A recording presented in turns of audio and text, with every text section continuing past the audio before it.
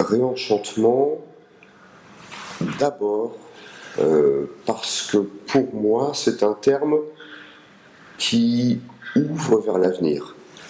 C'est un terme qui exprime la volonté d'un élan partagé, la volonté d'une construction, l'esprit d'un projet.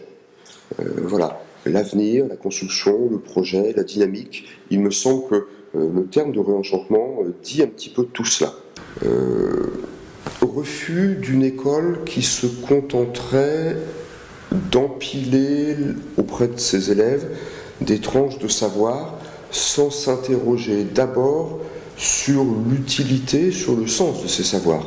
Il n'y a pas de transmission de connaissances sans questionnement sur le type de personnes et de société qu'on veut construire, et de fait, nous ne pouvons pas nous contenter d'être des spectateurs du monde dans lequel nous vivons. Que nous le voulons ou non, nous en sommes aussi et d'abord des acteurs. Alors autant le savoir, autant le vouloir, et le vouloir dans le cadre d'un véritable projet partagé. Je dirais peut-être plus encore refus de la passivité. Un petit peu la même chose, mais voilà. Nous ne pouvons pas être des éducateurs passifs face au monde tel qu'il est. Nous ne pouvons pas contribuer à la construction chez nos enfants, chez nos jeunes, de personnes passives. Il y a une forme de volontarisme éducatif, parce qu'encore une fois, il n'y a pas d'éducation sans projet. Et je suis convaincu qu'il en va de l'école comme de la société en général. Une école ne peut pas honorer la mission qui lui est confiée si ses acteurs sont constamment, moi le premier, dans la plainte ou dans l'inquiétude.